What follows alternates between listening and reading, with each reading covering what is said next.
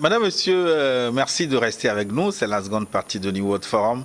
Afrique, quelle alternative à la vie chère? C'est le thème de cette semaine. Et nous en parlons avec King Dojoro, il est expert en finance internationale, et Dr Cissé Nouto Até, spécialiste en management, coach motivateur, chef d'entreprise.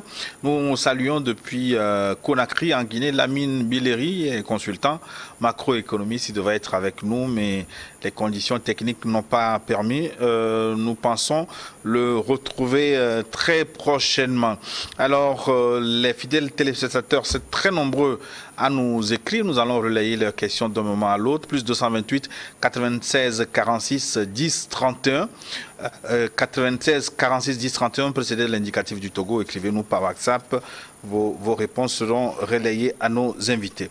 Alors, pour cette seconde partie, comme promis, je voudrais qu'on analyse un peu les réponses apportées par les différents gouvernements. King Dojro, est-ce que les pouvoirs publics, par des mesures comme augmentation de salaire ou contrôle de prix, ou 13e salaire accordé par exemple dans le cas du Togo, est-ce que ces mesures peuvent juguler la crise? Face à une situation structurelle, aucune solution conjoncturelle ne peut les résoudre. Pour ma part, cela revient à un malade qui va à l'hôpital qui dit « Monsieur le médecin, j'ai mal à la tête ». Le premier réflexe du médecin, sans diagnostic aucun, est de donner des antalgiques, type Panadol, paracétamol, tout ce que vous pouvez. Il y a un docteur en pharmacie en face de moi. Dites-moi, avez-vous résolu le problème du malade? Le bon sens voudrait qu'on aille en analyse d'abord. Qu'est-ce qui est la cause de ce mal de tête? Est-ce que c'est la mal de dents? Est-ce que c'est une infection? Les analyses nous permettront, de faire le bon diagnostic. Et de ces diagnostics, on fera la prescription qu'il faut. Non seulement on va calmer le mal de tête, ce sont des calmants, ces solutions conjoncturelles, et ces solutions conjoncturelles sont des calmants. Calmant ne veut pas dire traitement. À la base des analyses, le médecin aura fait de bons diagnostics et à partir de ces diagnostics fera la bonne prescription. Mon ami docteur, je pense qu'il est mieux placé pour appuyer davantage cette démonstration, pour dire que nous sommes dans une situation très compliquée dans nos pays africains. Et il faut des solutions qui y vont avec. Pourquoi est-ce qu'aujourd'hui on dirait qu'en Côte d'Ivoire le riz devient cher? Le riz devient cher parce que celui qui fournit le riz, il dit je ne peux plus fournir en quantité énorme parce qu'il y a une menace de guerre qui pèse sur le monde entier. Donc je privilégie la consommation locale et je ne vais plus exporter mon surplus vers vous.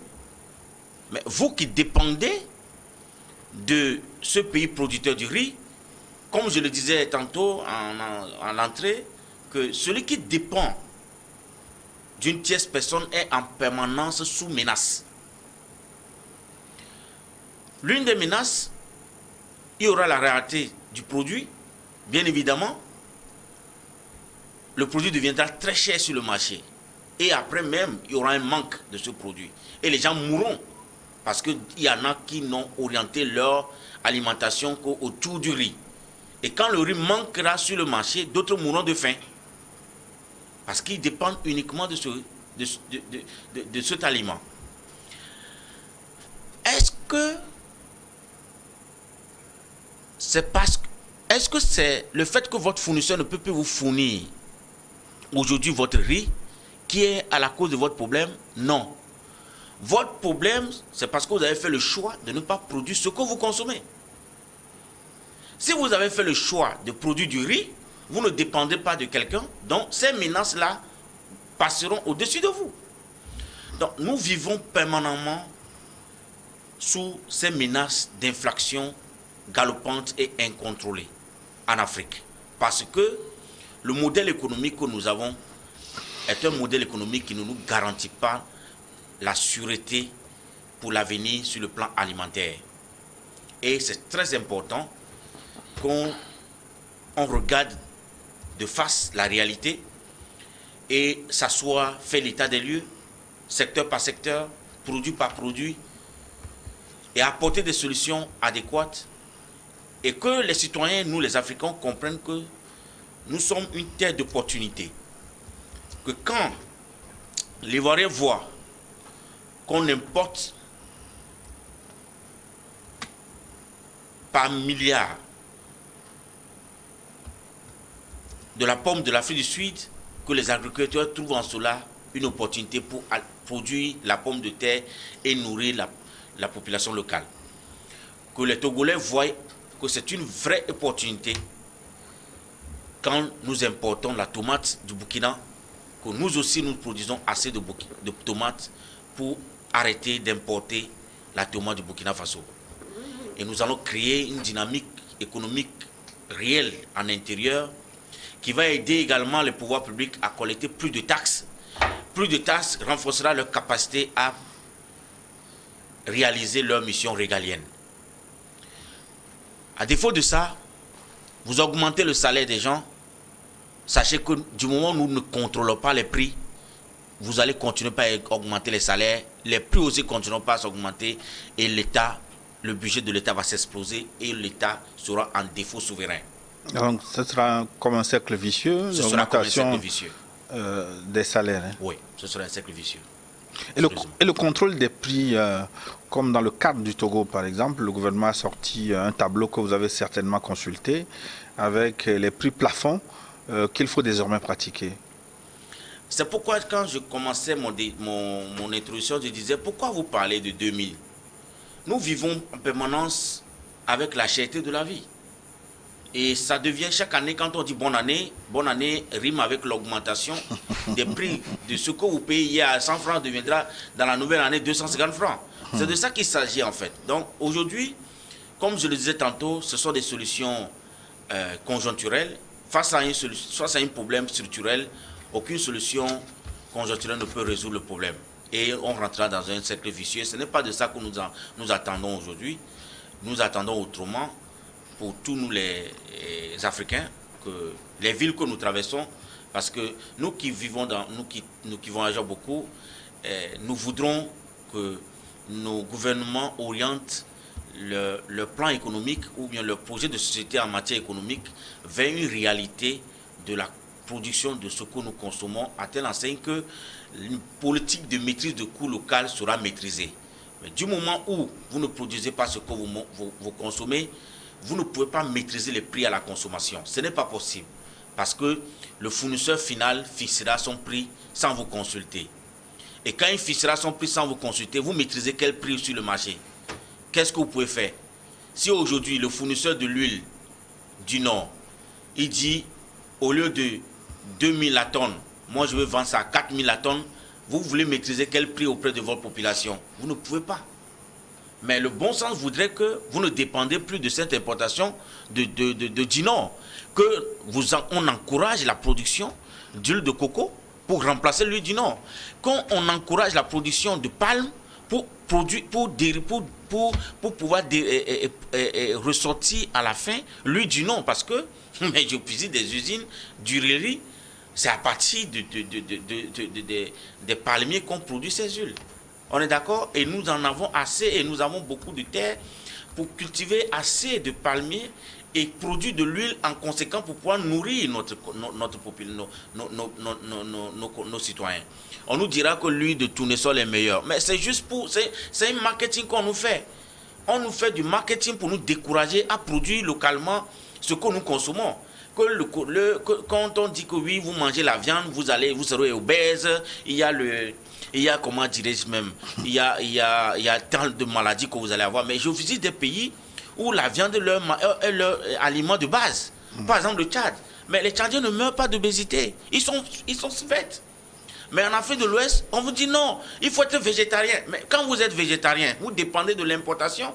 Mon père, il a mangé que de la viande depuis sa vie. Il était chasseur. Il a 110 ans. Il vit encore. Il n'est pas gros. Il est là.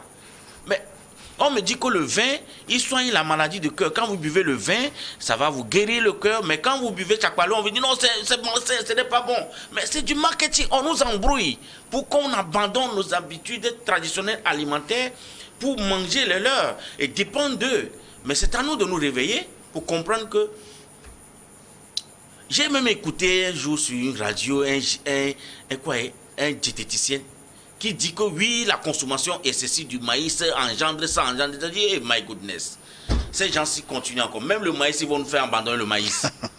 Vous voyez un peu, et nous servons cela à longueur de journée sur nos médias pour détester nos produits que nous mangeons. L'huile rouge, on dit qu'il ne faut pas manger l'huile rouge parce qu'il y a trop de calories dedans. Mais calories, ma maman... Cholestérol. Il y a trop de calories, cholestérol, excuse-moi, qu'il y a trop de cholestérol dedans.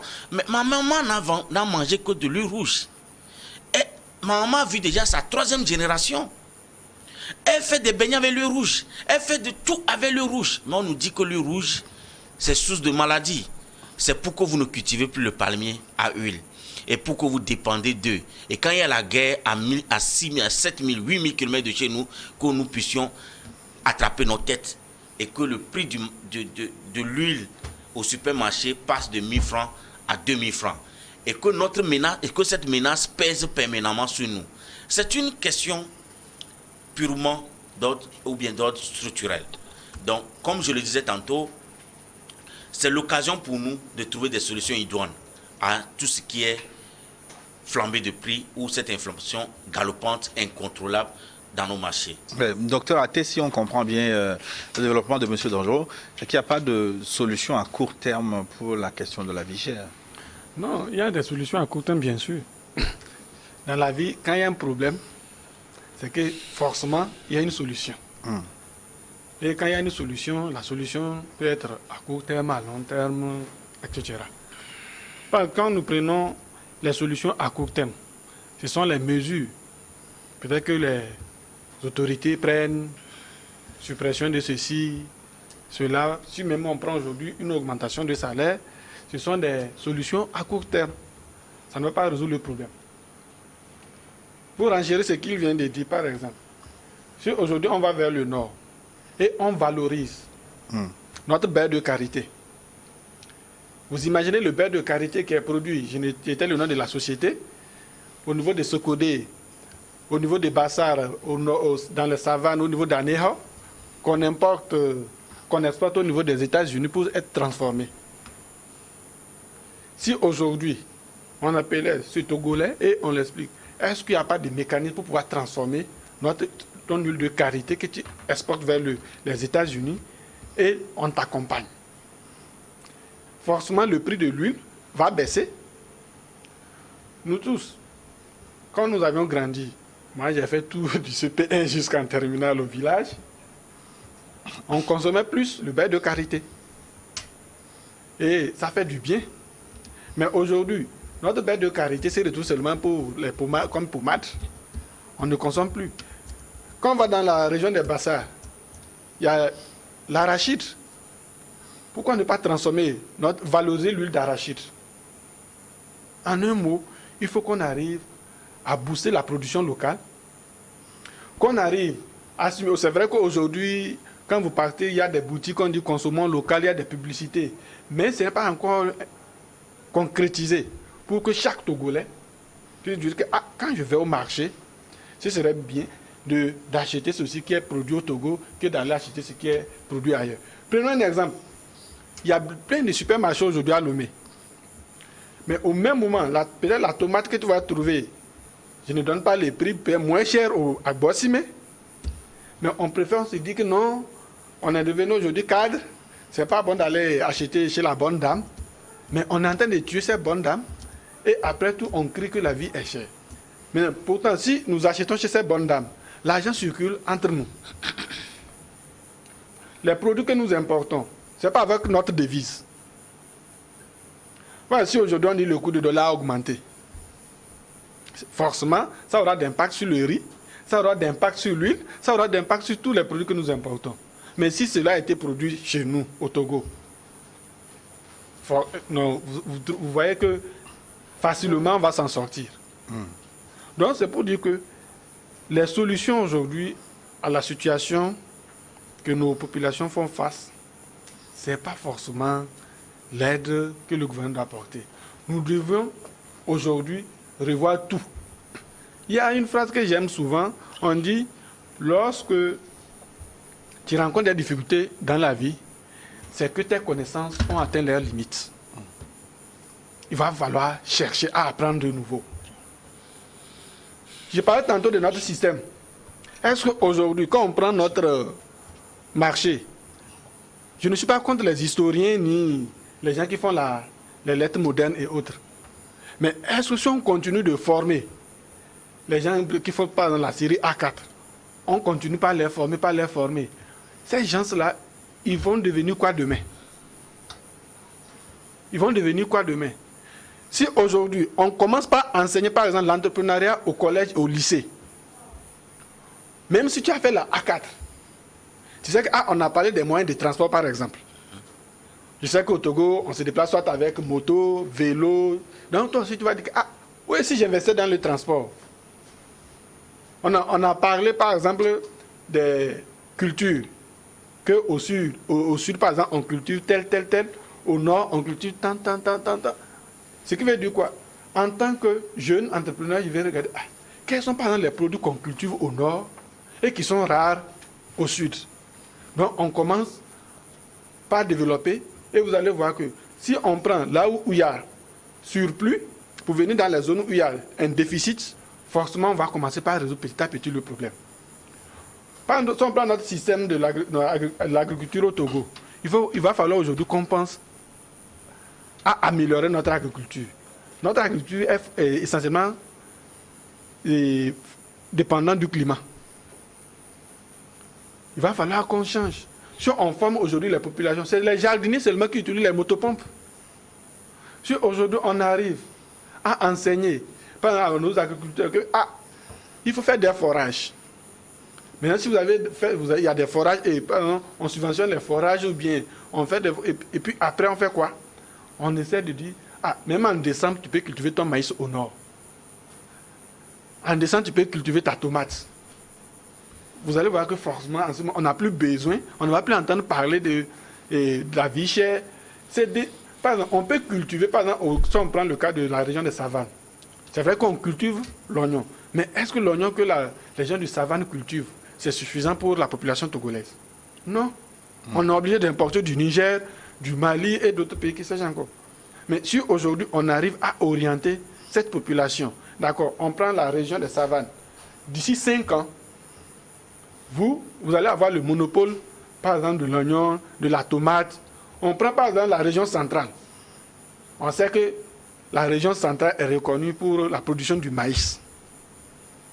Les premiers producteurs de la région du maïs viennent de la région centrale souvent et de chez moi, Kaboli. Si on prend aujourd'hui, on dit, d'accord, Kaboli, on vous attribue le marché du maïs.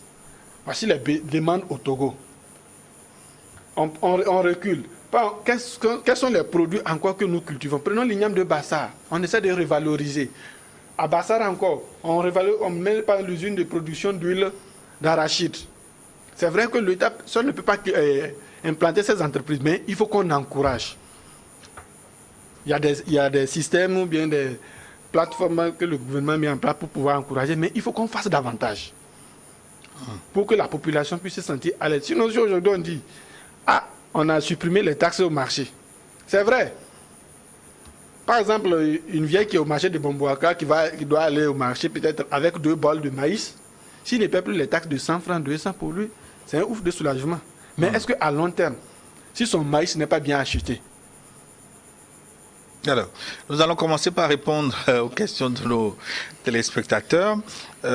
Sana Komla Sadio Hichou nous écrit sur la dérégulation des prix évoquée par M. Dojro. Monsieur Dojro, vous avez laissé la banane de Palimé pour celle d'Anoukopé pour une différence de 1000 francs. Et essayez d'évaluer ou de tenir compte du coût de votre déplacement pour aller à Anoukopé, le temps que vous avez perdu en manipulant, en marchandant à Anoukopé et apprécier le gain ou manque à gagner. Sinon, moi, quand je vais au marché, je m'habille débraillé et je gare mon véhicule très loin pour que cela n'influence pas le prix. Monsieur Sana, je vis à Lomé. Je suis allé à Palimé pour aller acheter la banane. J'étais allé à une réunion à Palimé. Et sur mon chemin de retour, j'ai vu de la banane exposée par de bonnes dames. Je voudrais bien sûr leur faire de la recette. Face à cette réalité de prix non maîtrisé, non contrôlé, moi en tant que j'ai usé de bon sens en comparant rapidement ce que j'achète généralement à Anoukopé, j'ai abandonné le produit dans la main de cette dernière alors que c'est une denrée périssable. Et ça peut périr dans ça peut même, c'est-à-dire que elle peut même perdre cela. Tout perdre finalement. Elle peut perdre finalement. Donc j'ai utilisé de bon sens, c'est-à-dire écoutez, je ne suis pas venu ici pour payer la banane, mais si elle va vendre plus cher à Palimé qu'à Lomé où moi je vis, il y a un problème. Donc j'évoquais ce fait par l'absence, par le fait qu'il y a la science de la météorologie est absente dans nos politiques gouvernementales en Afrique. Oui, sur la question de la météorologie d'ailleurs, Sana vous écrit, nos économies en Afrique sont financées par des acteurs majoritairement dans l'informel. Par définition, le secteur informel échappe aux statistiques économiques car les instruments météorologiques se basent sur des outils qui sont conçus et adaptés à des économies qui sont fortes et développées comme celles des pays développés. Ce n'est pas l'économie africaine qu'il faut restructurer, mais il nous faut innover pour inventer des outils de mesure adaptés à notre économie informelle. Bon, finalement, je ne sais pas ce qu'il dit. Et soit vous parlez de la météorologie comme étant un instrument très important pour maîtriser le prix sur nos marchés et participer également à renforcer l'assiette fiscale de nos États. Si on est en phase sur ce principe-là, je pense que je peux répondre à votre question. Mais je pense que si j'ai bien compris ce que vous dites, vous voulez me faire comprendre que la météorologie, c'est juste pour les pays à économie forte, comme les pays européens. Mais je vous dis que la météorologie, c'est une norme que tout le monde s'applique. Quand vous prenez votre température, votre thermomètre, que vous mettez ça sous l'aisselle pour calculer le degré de fièvre que vous faites. C'est de la météorologie, c'est une norme de mesure. Quand vous allez à la station d'essence pour payer 1 litre, le litre défini, c'est la météorologie. Quand vous allez au marché, le bon monsieur vous vend la viande et il dit je vous vends ça au kilo. Il s'agit de la météorologie. Mais nous voudrons que cela aille vers les produits vivriers. Que le bol de maïs soit défini correctement et que quelqu'un ne voit pas ça avec ses yeux pour dire voici le bol. Que la bonne dame qui produit de la banane à Palimé sache que le kilo de banane doit coûter 100 francs en janvier. Que quand nous serons en mars, ça va coûter 200 francs. Et que cette norme soit définie. Que le kilo, là, quand je vais à Palimé, je sais que le kilo de banane au Beauchamp, il est de 200. Et que le kilo de banane dans les villes à Lomé sera de 400 francs. Parce qu'il y a le coût de transport et le coût de magasinage et tout va s'amener. Mais que l'effet contraire ne s'observe pas par manque de météorologie. Est-ce que vous comprenez? Par manque de météorologie, le bol de maïs est plus cher au Beauchamp que dans les villes où nous résidons. C'est de ça que nous parlons, monsieur. De ce paradoxe qu'il est question. Simlewa Isso, Dawan Djelokara, bonjour Niwod. L'alternative à la vie chère en Afrique est très simple. La valorisation de la production locale. Les États africains doivent investir dans la valorisation des produits locaux. Malheureusement, ce n'est pas le souci des dirigeants. Il y a déjà des rumeurs que l'engrais va coûter 18 000 cette année agricole. C'est sûr qu'il y aura des difficultés économiques pour s'en procurer. Par conséquent, les années prochaines seront un calvaire. Les dirigeants africains manquent de planification structurelle et c'est parti pour longtemps. Donc, Massim Lewa et So, Awandjelo Kara. C'est ça que nous disons ici tantôt. Vous allez voir que quand on parle des prix du maïs aujourd'hui, et on fixe, c'est bon de fixer.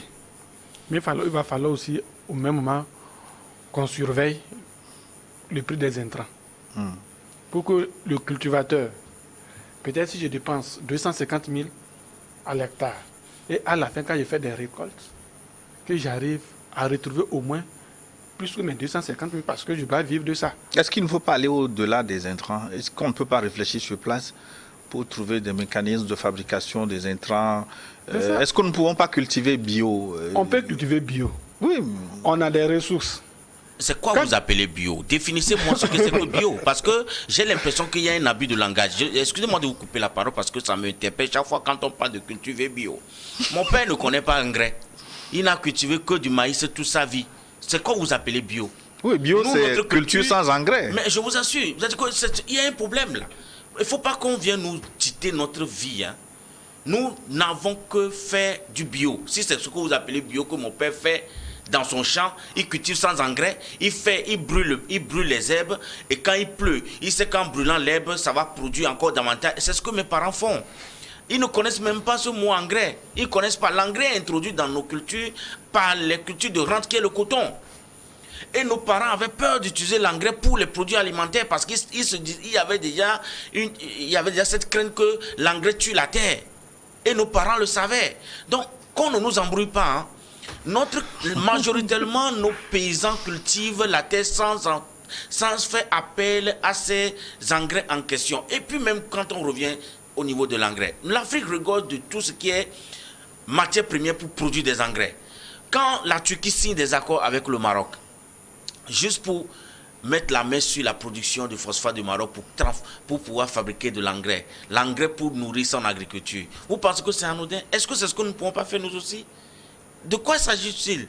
Nous sommes en train de parler d'un problème purement structurel qu'il faut regarder dans le sens où nous devons être en mesure de produire ce que nous consommons pour sortir de cette menace permanente.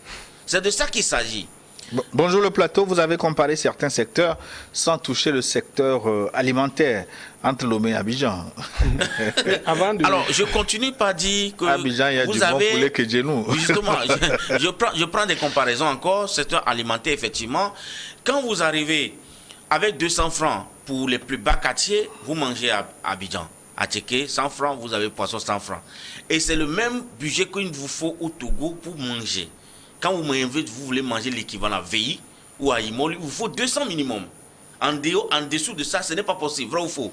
Donc nous sommes en phase. Comment est-ce que nous pouvons comprendre que nous avons deux pays, les revenus sont 3 fois moins chers dans l'autre et 3 fois plus importants, les revenus sont 3 fois moins dans l'autre et 3 fois plus dans l'autre, et que quand on compare les différents secteurs, là où les revenus sont 3 fois moins, les choses sont... Quand on fait les comparaisons, les choses sont 60 fois 70% plus chères là-bas que là où les revenus sont plus importants. Donc c'est de ça qu'il s'agit en fait. Il s'agit aujourd'hui, bien évidemment, de bien réguler nos marchés, de bien définir des outils de contrôle de nos marchés et d'orienter nos politiques en Afrique de tout ce qui est consommation vers la production de ce que nous consommons. Il est vrai, on entend souvent consommons local en Afrique. Mais quand on regarde ce mot consommons local qu'on cite en Afrique en général, mais il revient de poser d'abord une question de bon sens. Hein. Qu'est-ce que nous consommons? Nous consommons du riz. Nous consommons le costume que j'ai porté. Nous consommons les chaussures que j'ai portées. Les ordinateurs, les portables. Nous consommons les ordinateurs. Nous consommons la tomate. Nous consommons la pomme de terre. Nous consommons les pommes de franc. Nous consommons les fruits. Où est-ce que ces produits-là viennent?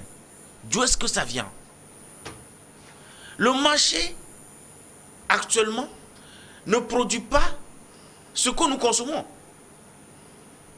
Ça ne produit pas ce que nous consommons. Même parfois, l'eau minérale vient de France. Vous imaginez que... Docteur Até. Quand vous parlez tantôt de produits bio, ou bien c'est M. Gilles qui parlait des produits bio, il ne faut pas qu'on se leurre. Il est rare de trouver aujourd'hui, sur le plan scientifique, des produits bio. Avec les histoires des pesticides que nous versons aux choses. Mais ce que moi j'aimerais qu'on attire notre attention, au début de l'émission, je parlais de 2 aspects. J'ai parlé tantôt de la transhumance, j'ai parlé du système éducatif. Et je tiens ça pourquoi? Prenons le cas de la transhumance. C'est vrai que ça a de l'impact sur la culture du manioc. Mais vous savez aujourd'hui que si on cultive le maïs, on finit de faire la récolte du maïs, il y a les déchets, tout ça là qui doivent rester sur le champ.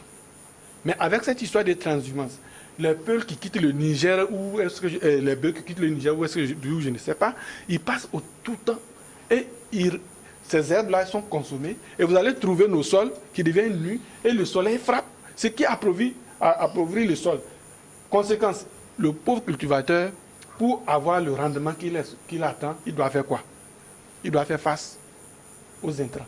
Voilà que les intrants sont chers. Oui, mais est-ce qu'on ne peut pas réfléchir à la fabrication d'intrants à partir... On peut. C'est d'où j'ai parlé aussi par exemple du système éducatif. Si on sait que on veut que notre économie repose sur l'agriculture... Oui, mais l'université de Lomé produit par exemple des composts. Mais pourquoi ne pas réfléchir... Oui, parce que ce n'est pas valorisé. Non, c'est ce que je dis. Si par exemple aujourd'hui, au lieu de former, par exemple, chaque fois on dit A4, on a 50 000 ou bien 25 000 étudiants aujourd'hui qui viennent d'avoir, personnes qui viennent d'avoir le bac. Si par exemple aujourd'hui, de façon dont ils ont créé une structure vers et Lavagnon pour la pisciculture, Oui. par exemple, on crée des structures comme ça pour valoriser. On demande au laboratoire de la faculté des sciences de l'université de Lomé qui fabrique les composts qu'à partir d'aujourd'hui, il faut délocaliser ces structures à l'intérieur du pays pour qu'on puisse fabriquer. Donc, on met les étudiants sur ces projets. Vous allez voir que d'ici 5 ans, on n'aura plus besoin d'importer de l'engrais. Le système éducatif, c'était un chapitre introduit par King Dojro. Il répondra certainement. Nakpan Chapou nous écrit, qu'est-ce qu'il dit? Merci beaucoup, messieurs, pour le thème de ce jour. Merci à vous de votre fidélité. Moi, je pense que le problème de la vie chère aujourd'hui est un problème de conscience. Les vendeurs exagèrent avec les prix, ils augmentent les prix sans tenir compte de ce que nous vivons. Même s'il y a une question d'intérêt de vendeur, il ne faudrait pas exagérer. Les vendeurs aussi doivent penser aussi aux acheteurs, avec transcendance. Merci beaucoup. La question intéressante est celle des sols cultivables. Ce sont des sols improductifs pour des raisons que nous connaissons tous. Le problème de la cherté de la vie doit être géré d'une manière collégiale. Nakpan Chapouking, il demande la pitié des vendeurs. Monsieur Jules, à ce niveau, Oui. moi, je vais lui répondre simplement. Si aujourd'hui, il demande à une revendeuse qui va acheter par exemple le maïs vers Agbelouvé de diminuer le prix ou bien d'ajouter seulement que 100 francs, la dame a pris le transport, il doit payer. Il a sa maison, la boutique. Tout ça là, la dame calcule. Je pense que j'ai résolu déjà ce point. J'ai déjà répondu à cette problématique. Le manque de métrologie dans nos politiques de gouvernance est un élément déterminant. Pour revenir à notre ami qui supplie les vendeurs, Qui implore la bénédiction. les vendeurs à appliquer des prix conscients, prenez juste cet exemple dans la rue. Quand vous roulez sur la chaussée, il y a le feu tricolore que nos États ont planté. Le jour où vous ne verrez pas de policiers plantés à côté de ce feu tricolore, tout le monde viole le feu. Ce feu tricolore est respecté seulement quand le citoyen est conscient que l'État est là pour veiller sur son respect. Mais quand il n'y a pas de policiers, il regarde à gauche, à droite, il voit le jaune, il met dedans, il viole le feu. C'est ça le principe en fait.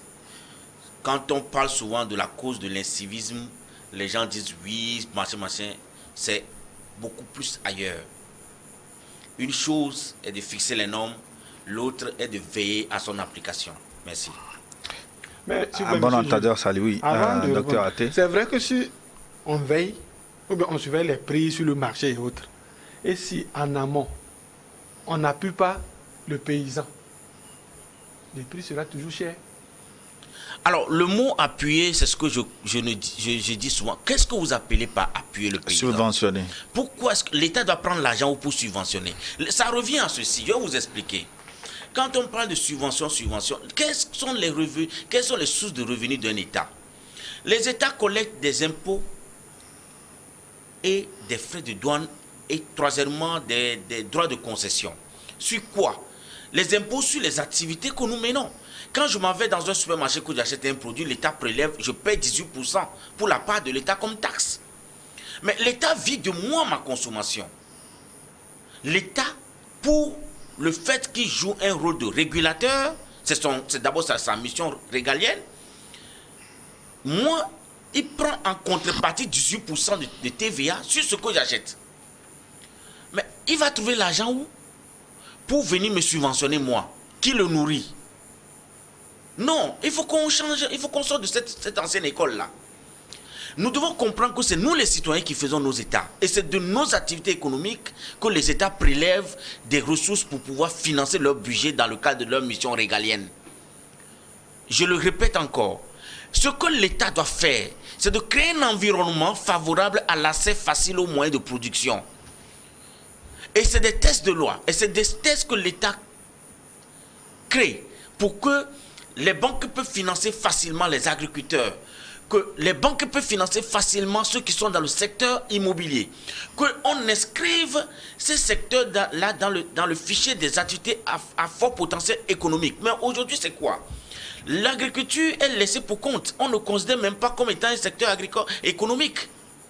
Le seul moment où on regarde l'agriculteur, c'est quand il est en possession des produits à exporter. Parce que ça encourage l'entrée des devises. Effectivement, c'est de Est-ce que vous comprenez un peu? Donc le problème, il est de dépeler nos gouvernements à réguler. Mais King, le problème, c'est que dans d'autres pays, l'agriculture est subventionnée, si bien que les produits, quand ils sont exportés vers des agricultures non accompagnées, il y a une concurrence déloyale. Alors, quand vous parlez de ces pays dont nous tirons nos exemples, c'est les pays purement francophones. Et c'est la France qui vit avec des subventions. Est-ce que vous pensez, vous voyez souvent, quand il y a des crises, par exemple, dans les pays anglo-saxons, les gouvernements mobilisent des fonds pour renforcer la capacité des banques à financer.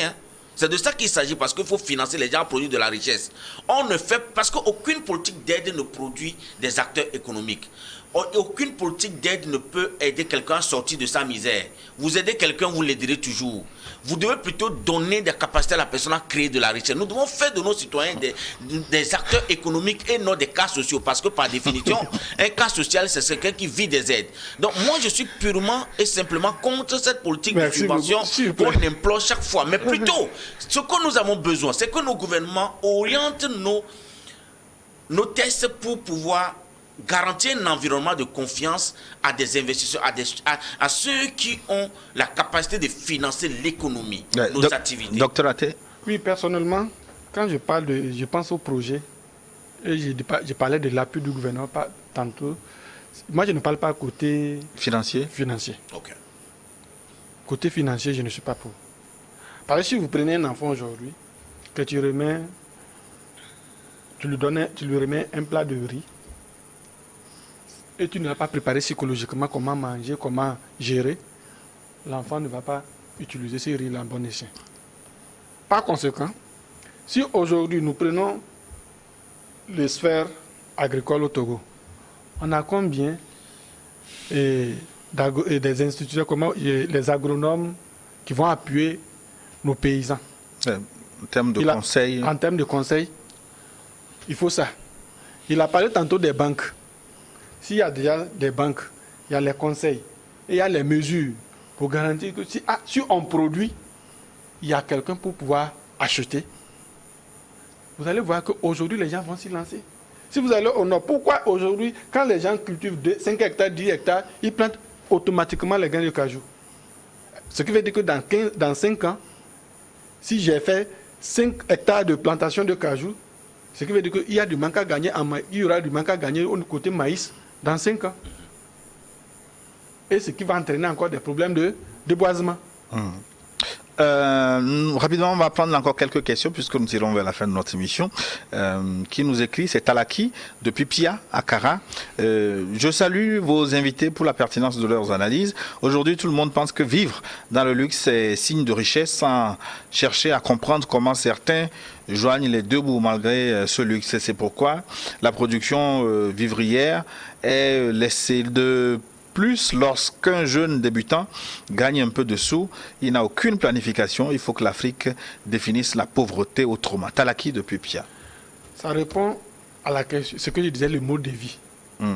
Qu'est-ce qui se passe aujourd'hui au Togo? On gagne à la fonction publique ou bien on a un boulot. Demain, on fait un prêt. Quand on fait le prêt, c'est pour faire quoi? Acheter une moto ou bien un moyen de déplacement. Après, on achète un terrain. Et si tu n'as pas la chance, peut-être c'est une double vente. 5 ans après, on fait un autre prêt et on se dit qu'on veut vivre. C'est pourquoi on parlait tantôt d'une éducation financière. Si aujourd'hui on doit enseigner l'entrepreneuriat dans nos écoles, c'est qu'il faut qu'on enseigne aussi une éducation financière pour que les gens puissent savoir vivre. Tout à l'heure, si on vous dit, monsieur Gilles, tu vas au marché, tu trouves 2 baumas, un qui a été rongé par les chenilles et l'autre qui n'a pas été rongé par les chenilles. Tu vas choisir quel bauma? Ce qui n'a pas été rongé par les chenilles. Or, si tu as pris ce qui n'a pas été rongé par les chenilles, ce qui veut dire si les chenilles n'ont pas brouté ou bien n'ont pas rongé le bauma, Ça veut dire qu'il y a des pesticides qui ont été utilisés. merci. Donc, il faut une éducation. Bonjour, chers invités. Le débat est très intéressant. C'est Christophe qui vous écrit depuis Atapamé. J'ai été très déçu d'apprendre sur RFI la dernière fois que la guerre en Ukraine signifie famine en Afrique. C'est très dommage et triste cette affirmation qui est en fait réelle. Que faisons-nous des vastes superficies de terres cultivables? Que faisons-nous de notre extrême jeunesse? Sommes-nous vraiment indépendants? La France ou l'Allemagne connaîtront-elles la famine dès que la Côte d'Ivoire et la Guinée seront en guerre, par exemple? Voilà, vraiment c'est un appel que je lance à nos gouvernants de revoir leur politique agricole. On peut beau avoir des milliards dans les banques, si on n'a pas à manger, on mourra à côté de cet argent. Christophe, depuis Atapamé. On mourra certainement à côté de cet argent parce que nous n'avons pas de main-d'œuvre aujourd'hui pour cultiver nos terres. Parce que notre système éducatif, ou ce qu'on a dit à nos parents, c'est que l'avenir de l'Afrique est dans les bureaux et non dans les champs. Et pourtant, eux-mêmes, c'est à la recherche des terres cultivables qu'ils ont conquis nos terres, qui sont arrivés chez nous ici. Mais pour nous abrutir, pour nous maintenir dans la domination, parce que ce sont des dominateurs, ils nous ont fait comprendre qu'il faut que vos futurs enfants soient des clèques. Et c'est ainsi que nos parents ont chassé tous les enfants de leur village en les envoyant à l'école. Il dit, je ne veux pas te revoir ici, il faut que tu deviennes un grand monsieur dans un bureau. Et à la fin de la journée, la jeunesse a quitté nos champs. Aujourd'hui, nous importons tout ce que nous consommons. Bientôt, je me demande s'il y aura même encore des cocotiers dans nos champs. Patrick de Cara, bonne émission. À mon avis, je pense que nous sommes parfois responsables de la vie chère que nous subissons. Si chaque Togolais, en l'occurrence, chaque Africain fonctionnaire a une parcelle de champs, de céréales ou d'élevage pour sa propre consommation, c'est un acquis. Mais malheureusement, les fonctionnaires s'éloignent de plus en plus de cette culture. Aussi, nous ne devons pas perdre de vue l'exode rural. Pour moi, il faut une sensibilisation sérieuse et profonde de la population pour une prise de conscience de notre fameux slogan, la houe ne trompe jamais, ce qui permettra à la production de mieux faire face aux produits importés. Cordialement, Patrick, salut et merci depuis Cara. Ça répond toujours à notre problème des systèmes éducatifs. Bien sûr. Aujourd'hui, quand on a le bac, on court. Avec un ami, je parlais de ça la fois passée, je disais que aujourd'hui, si nous prenons nos activités génératives de revenus, ça ne dure pas dans le temps. Ça ne dure pas. Pourquoi? Aujourd'hui, une maman qui vend peut-être de l'arachide ou bien du beignet va assurer nos besoins de ses enfants jusqu'à avoir le doctorat. Mais à la fin, ces enfants sont incapables de relayer l'activité ou bien de transformer l'activité de leur maman pour en faire une économie familiale. L'exemple même, nos aïeux ont inventé la houe pour améliorer leur technique de production. De nos aïeux jusqu'à ce jour, la houe n'a jamais été améliorée. Kenneth Boyoldi de Cara, merci pour l'émission. Le professeur Sarkozy, le président Sarkozy, en son temps avait dit que l'Africain vit au rythme des saisons. Et nous l'avons traité de tous les noms d'oiseaux. Le temps lui donne raison. Aujourd'hui, la jeunesse togolaise se réveille pour promouvoir le jardinage au bord des cours d'eau avec des moyens très limités. Triste est de savoir que les rivières tarissent si tôt. Pourtant, nous avons des pluies. À ce que je sache, au Burkina Faso, ce sont les retenues d'eau qui alimentent les jardins et la pisciculture. Pourquoi, dans notre pays, cette politique de construction de retenue d'eau traîne à prendre corps? Je fus très fréquent au Burkina Faso. Les mêmes difficultés d'accès au financement que nous avons au Togo, c'est les mêmes difficultés d'accès que les paysans burkinabés ont. C'est une question de détermination personnelle et de recherche d'opportunités.